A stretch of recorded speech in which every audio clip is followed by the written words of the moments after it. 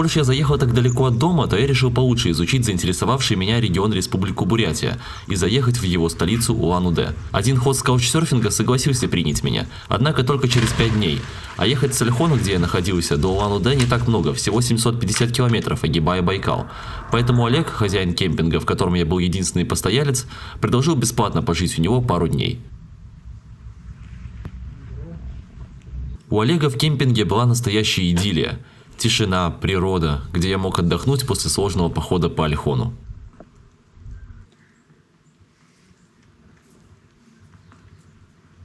А еще у Олега была целая стая собак. 2 его и остальные просто прибившиеся, которых он по доброте душевной подкармливал.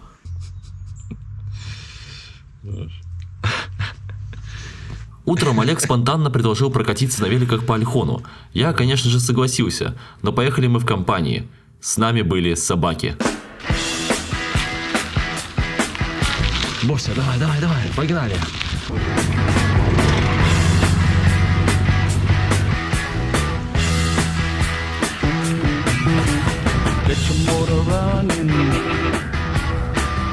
А сколько это лиственница? 300. 300? Ну, конечно, большая, да.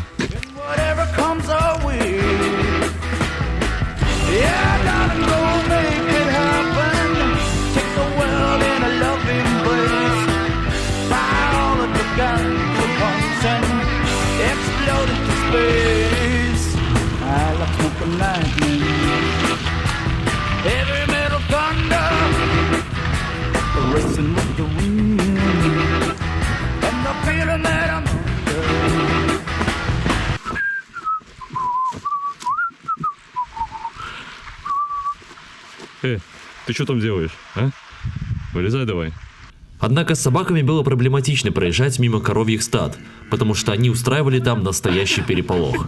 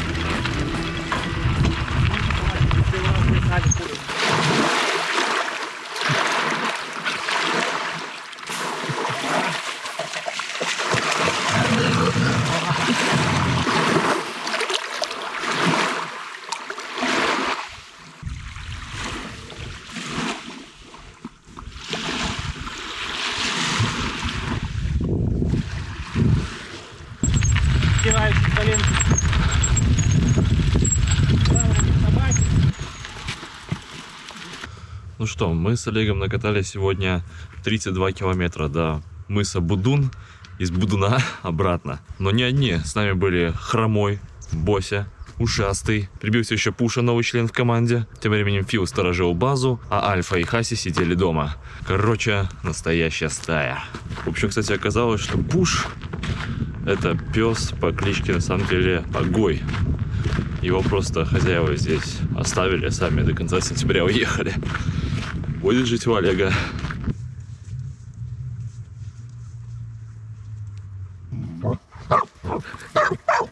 О, это вы видели. Вот, это Бурхан. Это маленький Бурхан. Все. Все, Бурхан под домом. Все, Бурхан под домом. Пуша, не ходи с ними. Бося, Филя, Филька. Хулиган, блядь. У этого шкура вообще такая толстая, блядь. Она не то что жирная, он сам такой шкура такая не толстая у этого. Ну там трогаешь, там такой, это жирнюшка такой. Ну, такой жирнюшка. О, помассируйте меня ко все 7, да. Да, массажик собачий. О, да. Лиги сегодня считается всего 2 матчами, один из которых уже позади. Амур у себя дома победил Череповецкую Северсталь.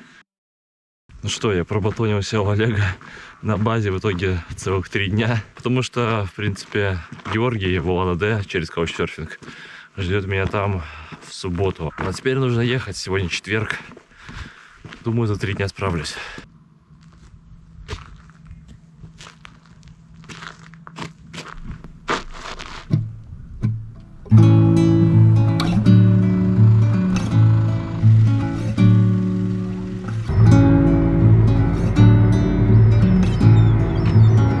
На самом деле с Ольхона как-то даже грустно было уезжать, ведь главная цель путешествия уже позади.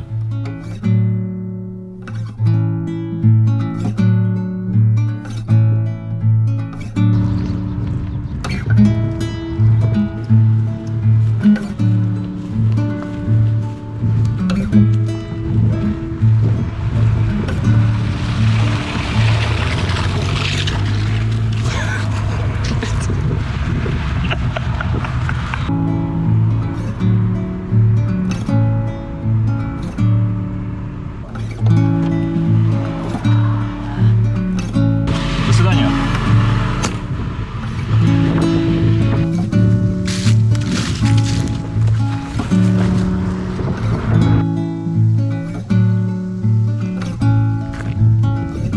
Возле кирпичной остановки я стоял долго и от скуки стал танцевать.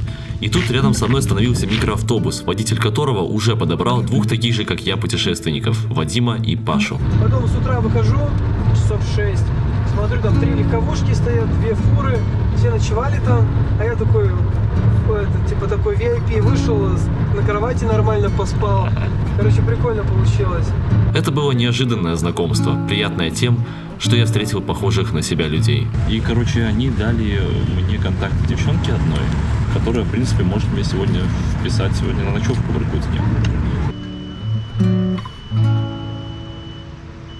Вот что я, кстати, пропустил, когда был в прошлый раз здесь в Иркутске, так это 130-й квартал. Говорят, это местная достопримечательность.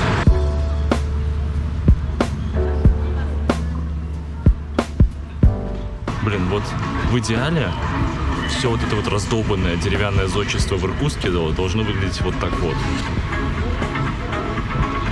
Современный такой квартал пешеходный, который сохранил национальный русский колорит.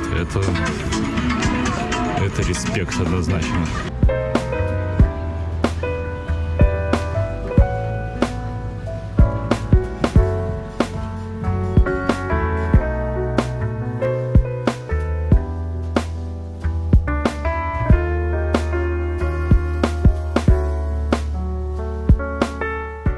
Прикольно ходить на фоне магазинов Calvin Klein, Wrangler, Levi's в одежде, которую ты носишь уже месяц. Приняла меня в гости девушка по имени Аделина, которая в центре Иркутска со своей подругой снимает, нет, не квартиру, а настоящую русскую избу, отапливаемую печью и с туалетом на улице. Может подуматься, что это какой-то хардкор, но это самый центр города, и в избе у них очень уютно. Девчонки творческие, проводят у себя разные культурные мероприятия, приглашают соседей и их детей в баню и принимают пожить у себя путешественников со всего мира. Хорош, опять. Хорош. Ну, она прикольная, конечно, Это ты рисуешь? как смотровая. Это вот? Ну это, да, это учебное. А это клевые путешественники Саша и Лена.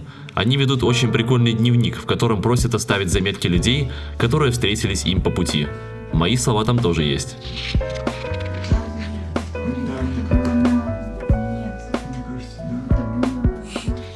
Это какие-то дети писали, да? Да, это... Это писали пьяные... Писали пьяные дети. Это писали пьяные карифаны красноярских депутатов, которые заседали Да. в Думе в Краснодаре, да, а это их дети. Спал я в уголке на полу, зато в тепле и уюте.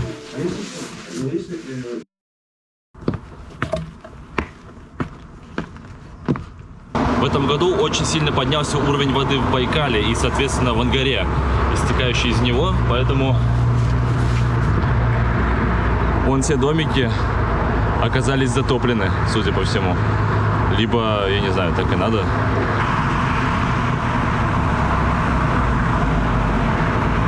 Иркутский алюминиевый завод. Ага. Шериков — это спутник Иркутска. Ну, Ангарск город. Крупнейший промышленный нефтехимий центр Ангарск. Проезжал его там? Это город сталинской эпохи. Там очень красивый город по-своему, сталинский. Вот это Ампир, как говорится, старый Ангарск. Есть новый Ангарск, конечно. Это Шелихов город, это алюминиевый завод. Там дальше кабельный завод тоже за ним. Ну, то есть здесь делают алюминий. Ничего не надо преувеличить, правильно? Преувеличить не надо ничего. Значит, вот здесь площадочка осталась одна, ну, типа обзорная что-то. Ну вон еще ребята фотографируют. Да, туда заходят. Ну, красивые. Да, Зал, тут- конечно, вот всегда разные бывают. Там вот уже всегда вот она площадка была. Ну что, я уже в 3-й раз в селе Култук. Водитель вез меня до поворота на Аршан. И вот там за насыпью Байкал.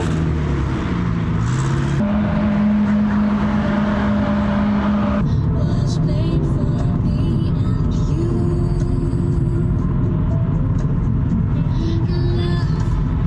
Когда есть возможность путешествовать, надо эту возможность брать. Наталья, которая подвозила меня, угостила меня едой в ресторане. Там я попробовал впервые бухлер. Это такой, не знаю, как это назвать, очень ленивый суп. То есть очень вкусный в нем бульон, такой немножко островатый. И прям большие такие ломти говядины лежали и картошки. Помимо этого она мне купила поз, блинчиков, компотика. И сейчас, когда довезла меня уже, дала еще целый пакет еды. Тут сало, огурцы, яблочко, конфеты. Причем тут, это весит прям, килограмм точно. Блин, я просто офигею, на самом деле, от щедрости. Казалось бы, должен был уже привыкнуть к такому, да? Но нет. К такому не привыкнешь. Да. Это совсем другой Байкал, нежели на Ольхоне.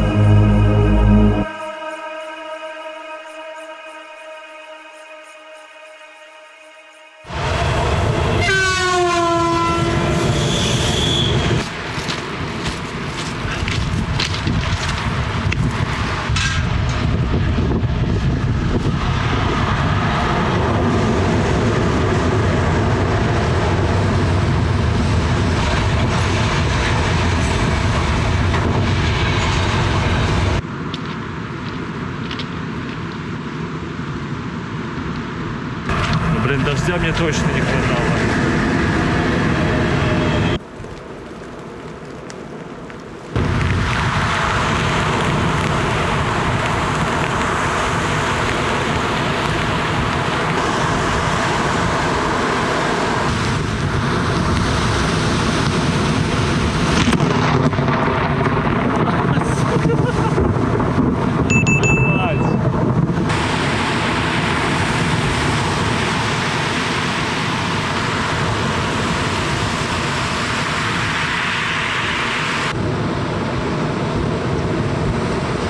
Вон только что был град.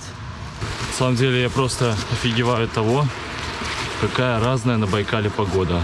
К этому привыкнуть нельзя. На Ольхоне постоянно светило солнце. В Иркутске сегодня вообще было плюс там 16-18. А здесь вон град и лужи, как будто здесь идут какие-то тропические ливни. Блин, это просто охереть можно.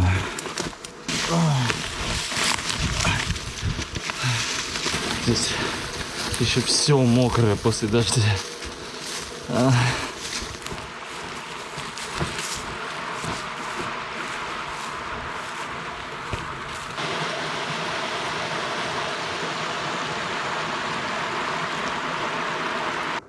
Ну, ночую сегодня на окраине дороги. Безумно сыро. Фу, ну теперь хоть потеплее по суше в палатке становится. И, блин, просто не могу описать, насколько вкусно это сало и лук.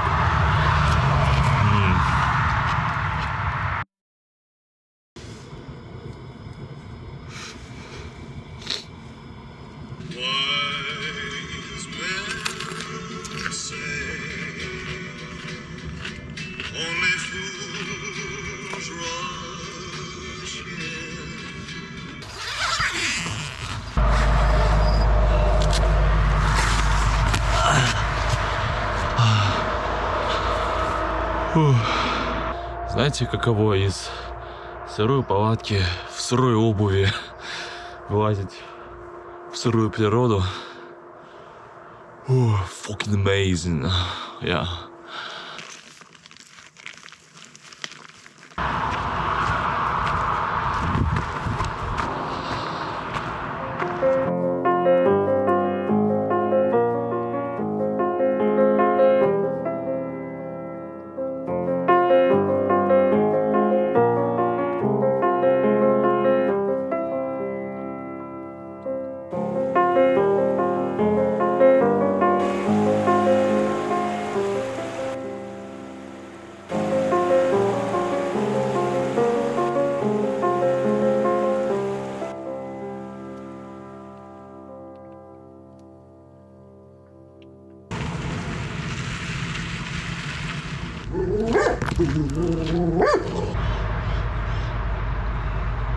Я вышел на дорогу и начал стопить, однако в тот момент я не знал, что это будет один из худших автостопных дней за все путешествие.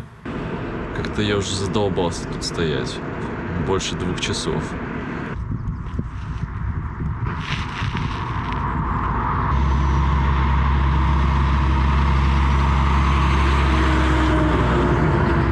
Ну что, пора идти в кафе «Вкусное» и покупать там бутылку шампанского, потому что у нас новый рекорд ожидания этой поездки. 3 часа!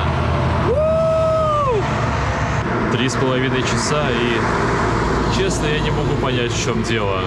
Место здесь идеальное, меня видно издалека, и, блин, тут Боинг посадить можно. Удалось проехать, ну, хотя бы 36 километров, а до Улан-Удэ еще 240, блин. А мне сегодня к вечеру уже нужно быть там. 3 часа дня, я все так же проехал 36 километров. Буду сейчас проситься на заправке. Пока снова безрезультатно. Проехав за 6 часов 36 километров, меня на заправке согласились подвезти 2 парней прямиком до Улан-Удэ. Вместе мы коротали время разговорами, сделав остановку у берега живописной речки. Однако под конец дороги обстановка стала напряженная, потому что в машине закончилось масло и нужно было как-то доехать до города, преодолев сложный и опасный перевал Мандрик, который является испытанием для любой машины. Но все обошлось, и ребята привезли меня, можно сказать, в руки моему хосту с каучсерфинга.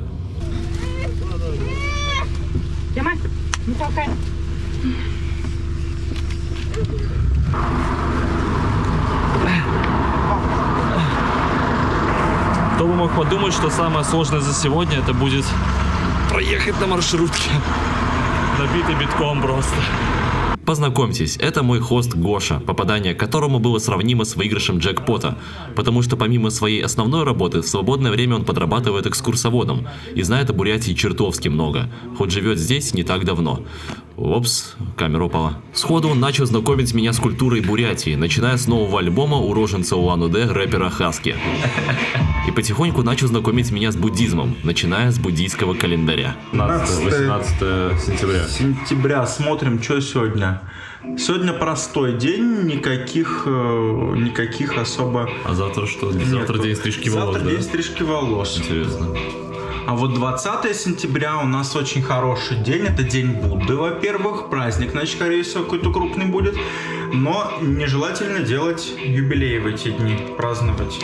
Один из самых благоприятных дней в году. Вот, да, 11 августа, когда я выезжал из дома, этот день не выезда в дорогу, день благоприятный, ну еще и День стрижки, но думаю, не особо. А принимая гостей, Гоша руководствуется правилом «все лучшее гостям», поэтому я спал с удобством на кровати. Но пора бы уже прогуляться по Улан-Удэ.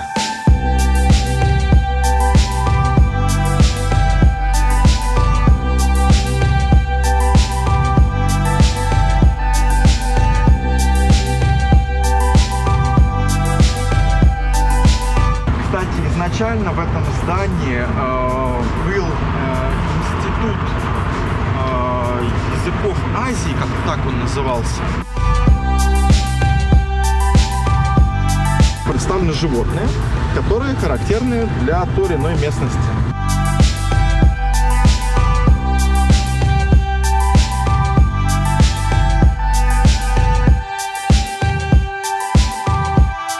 Соответственно, вот это у нас картина «Утренний намаз».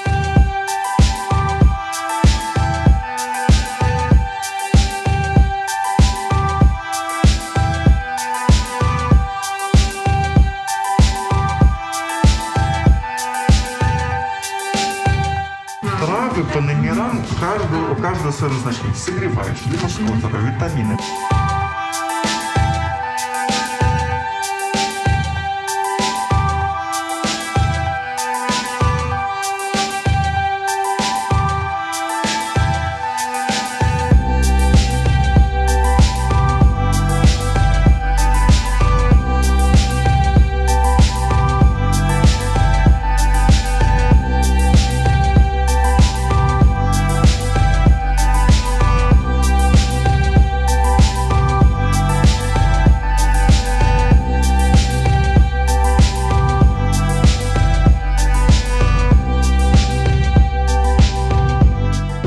Здесь у нас сочетание сверху Сойомбо.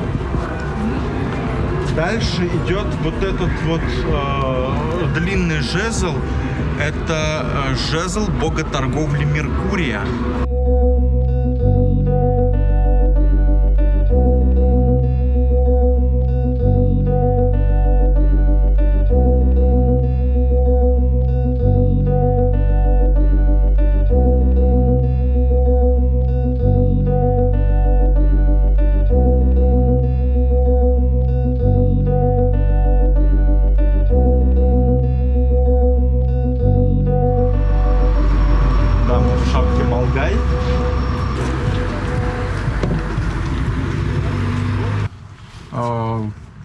По разным мотивам попадали без причины, попадали за еврейство, попадали за веру, а еще попадали... Как у любого постсоветского города в истории Улан-Удэ есть темная страница периода сталинских репрессий. Действительно, но попадали даже те, кто не должен был попасть. Никто, как говорится, не был застрахован, даже господин Ербанов. Подобные места всегда навевают ужас, однако здесь больше ужас наводит тот факт, что мемориал перенесли подальше с пешеходной улицы от бывшего здания НКВД, чтобы не мозолило глаза людям. Кто-то хочет, чтобы это было забыто. Кто и зачем, думайте сами. Затем мы с Гошей зашли на местный рынок, и по ощущениям ты словно попадаешь на какой-то восточный базар из фильмов. Настолько много тут трав и специй, названия которых ты слышишь впервые.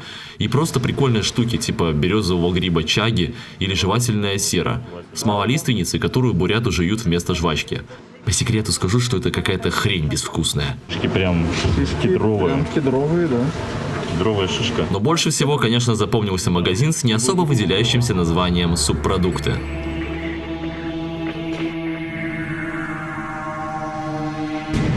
Это вот субпродукты, стенки кишечника, огурцы, говяжий жир. Тетя Дора варит кашканок из креветки.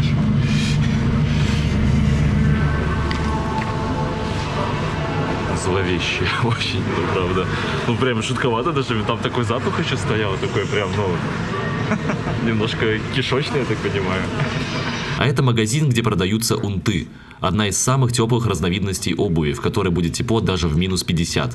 Для производства используются материалы животного происхождения, вроде оленьего или иногда собачьего меха, войлока, а также камуса, нежной шкуры с голени оленя.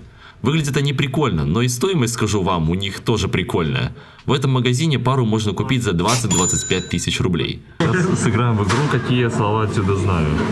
Шалан, баншатай, ханиной, тылын, банан, бантан. Блин, на бухлеров очень знаю.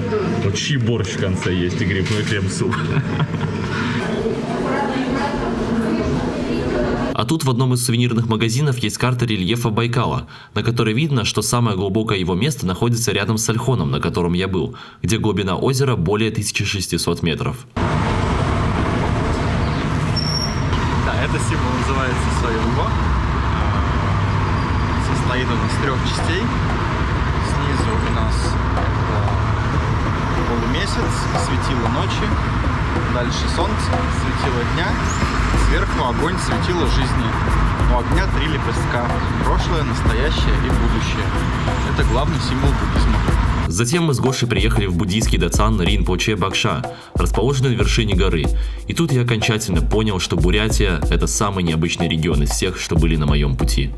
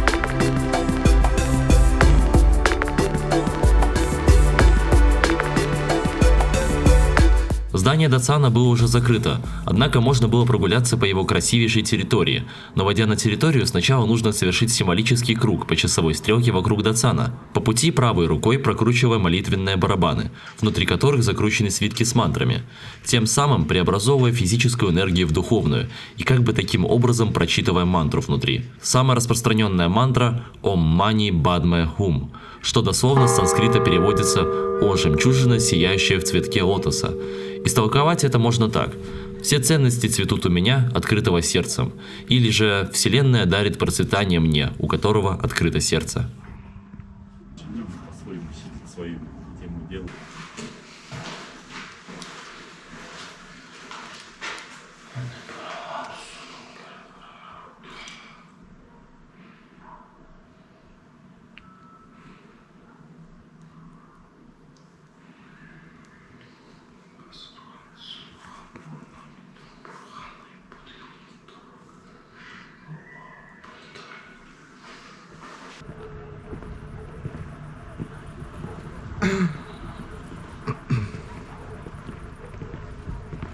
Еще на территории дацана я вывесил хеймарин. Есть одно маленькое но. Когда ты вешаешь хеймарин, твоя задача сделать это настолько аккуратно, чтобы не дотронуться до чужих.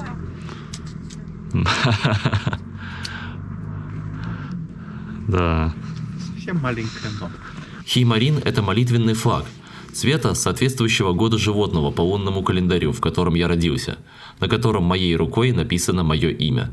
Теперь каждый раз, когда ветер будет шевелить мой хеймарин, он тем самым будет читать написанную на нем для меня молитву. Вот здесь, видишь, внизу у нас идет тропа долгой жизни. Это пешеходный трекинговый маршрут. Он чуть меньше 2 километров. Вот здесь 11 беседок, и тут сверху 12 беседок дракона. То есть по количеству животных в лунном календаре. То есть всего у нас 12 животных. И вот в каждом беседке специальная таблица висит с годами рождения. И там находишь свой год рождения в нужном тебе животном. И, соответственно, там будет твой покровитель буддийский. И напротив будет написано, под ним будет написана его мантра, которую нужно зачитывать в идеале 108 раз перед сном. Ну ищи. Вот мой год. Я тебя поздравляю. У тебя такой же покровитель, как и у меня. Ваджрапани. Ваджрапани. Это бог огня. Есть вот карта. Ом Ваджрапани. Ваджрапани Хумпет.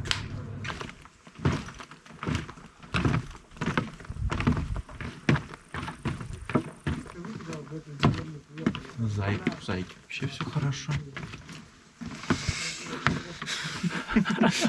Все прекрасно.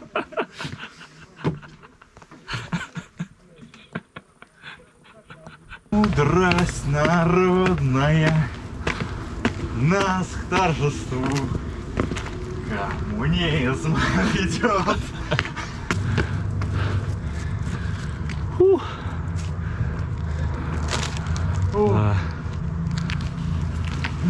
Уже вот это вид как в Лос-Анджелесе. Блин, это круто. Что, чин-чин? Хатхурсу. Хатхурзу?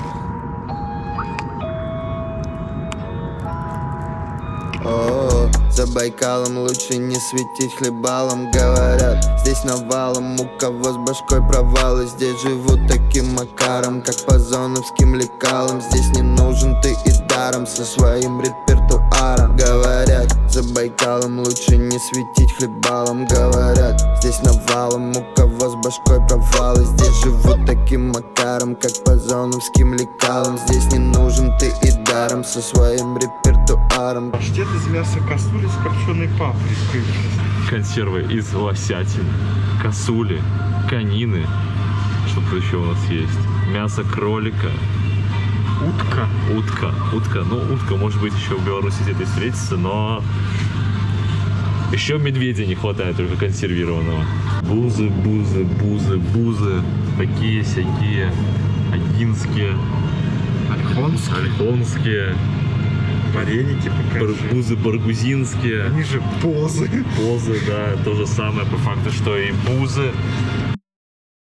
На следующий день у нас была не менее насыщенная программа, первым пунктом которой было посещение одного из самых красивых буддийских монастырей в мире – Иволгинского Дацана.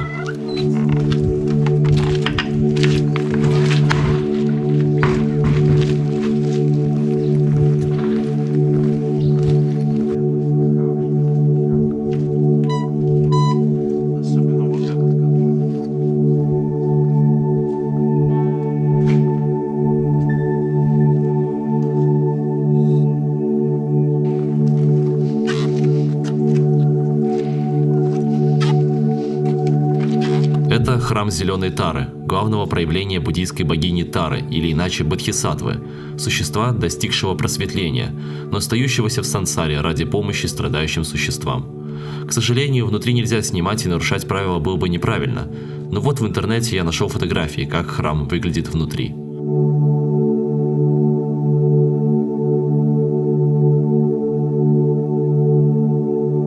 Рядом с храмом находится драгоценный камень, к которому по преданию прикасалась Зеленая Тара. Загадав желание, нужно пройти с закрытыми глазами до камня и коснуться его, тогда желание исполнится. Вам могут помогать, главное не открывать глаза. Еще правее, еще вправо, еще чуть правее, и еще чуть-чуть правее, еще вправо, так, и чуть-чуть вперед, и повыше. Ура!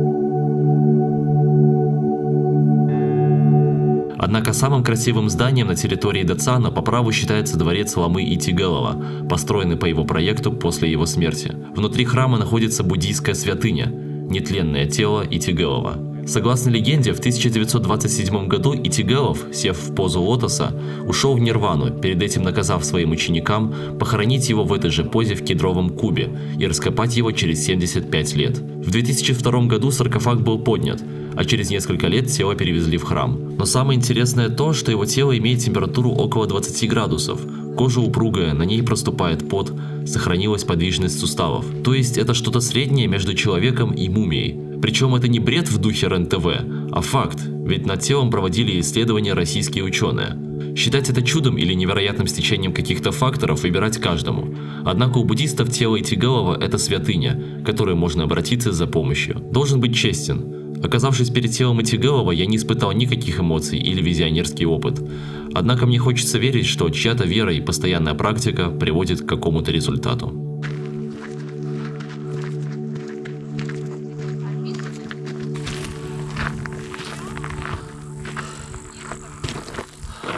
Интересный факт. В какой-то момент при расчете, мне дали сдачу обычными монетами, и среди них, оказывается, есть одна очень редкая монета. Я сначала подумал, что это какой-то типа банк приколов, потому что беру монету, на них написано «Барбоскины». Однако это, оказывается, коллекционная монета 25 рублей. А вот эти вот стрыкающие звуки, я охренел, это на самом деле саранча. Думал сначала типа кузнечики какие-то, а нет? Вот летает.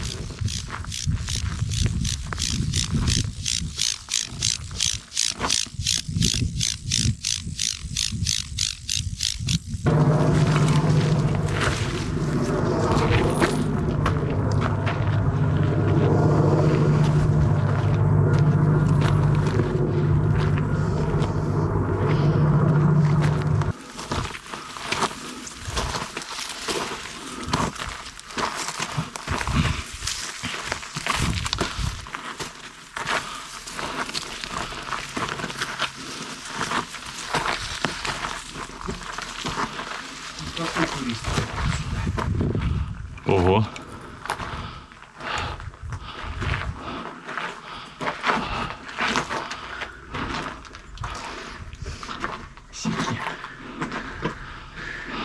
Что еще раз это?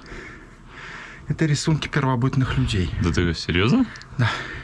Офигеть. А вот этой копоти несколько тысяч лет. Птичка. Да. Вот смотрите внимательно. Человек. Здесь бегущее животное. Птица в небе. Солнце. Отдали подальше. Отойди, ты поймешь, что это охота. Сейчас здесь шаманы проводят ритуалы в этом месте. Это самая святая пещера в Бурятии, наверное, вообще.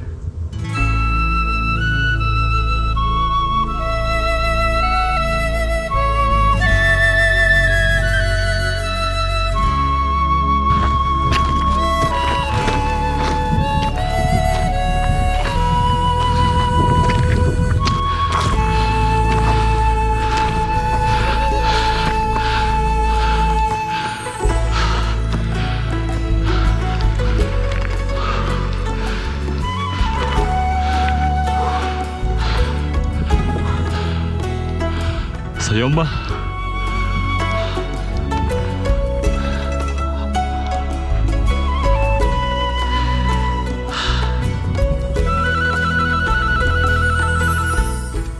А что это?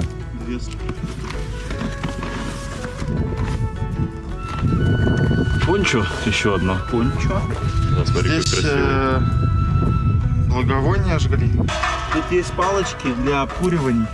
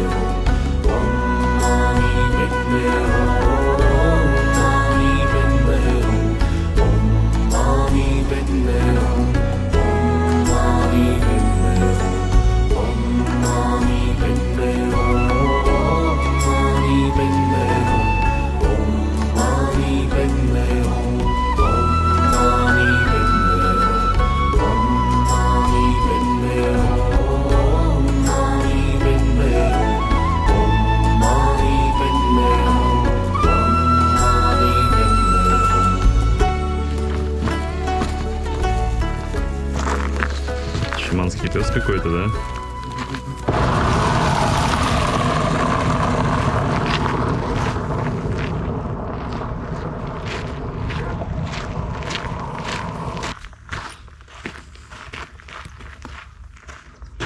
Мы приехали с тобой в город гуннов. Это настоящее гунское городище. Здесь велись раскопки древнейших поселений, которым порядка... Ой, господи, не соврать, 2500 лет. И сейчас в этом месте постепенно воссоздают город, который здесь когда-то существовал.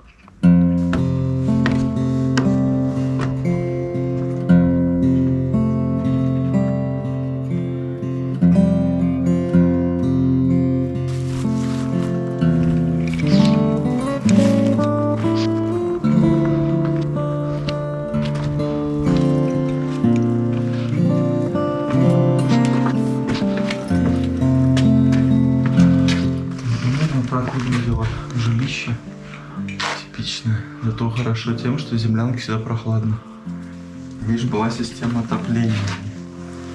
То есть вот так.